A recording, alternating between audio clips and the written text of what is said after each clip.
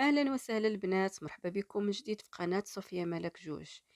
اليوم جيت نبارطاجي معاكم واحد الوصفة غزالة وسخونة ومهدئة في نفس الوقت للكحة أو السعال، وخاصة ديال الليل. كما تنعرفوا دابا حنايا في فصل الشتاء، وهاد النزلة اللي كاينة دابا الله ينجينا وينجيكم ويشافي جميع المرضى.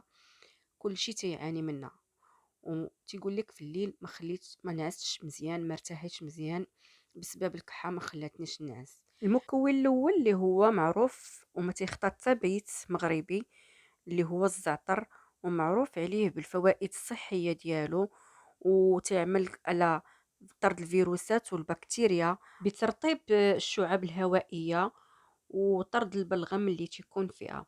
اما المكون الثاني اللي هو العسل الحر، المعروف عليه مضاد حيوي، تعمل على تعقيم وطرد الفيروسات تا هوايا بواحد الدور كبير، وتقوي جهاز المناعة، وعنده دور كبير بزاف بزاف، وتعالج بزاف تاع الأمراض. كما معروف العسل راه ما تيخطى حتى دار تا هوايا. المكونات: تنشدو داك الزعتر وتنغسلوه مزيان، وتنديرو الماء طايب، وتنخويو داك الزعتر فواحد الابريق، وتنخويو عليه داك الماء طايب مزيان، ونخليوه يتفاعل واحد المده ديال 10 دقائق حتى ل 20 دقيقه. من بعد تنصفيو المشروب ديالنا وتنحليوه بالعسل الحر وتناخدوه.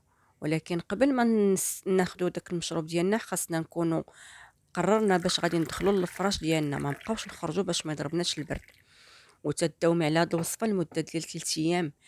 اي حاجه عندك في داك الشعب التنفسيه ديالك، الحلق ديالك تتسبرى الحمد لله، ما تتبقاش الغد، تتولي داكشي تيطلع تلقائيا، راسو تيطلع بكل سهوله. ولكن البنات، هذا المشروب حاولوا تجربوه، انا راني تجربته عاد تقاسمته معاكم. وكاينين وصفات منزليه اخرى حتى هي سريعه المفعول، تتعطي النتائج ديالها حتى هي.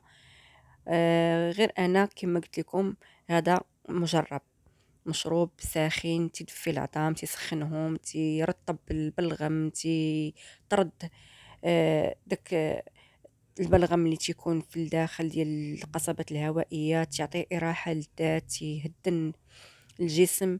وتنتمنى الشفاء للجميع، ما تنساونيش من البارطاج ولايك، وبارطاجيو مع الاصدقاء ديالكم، وفعلوا الجرس باش دائما يوصلكم الجديد.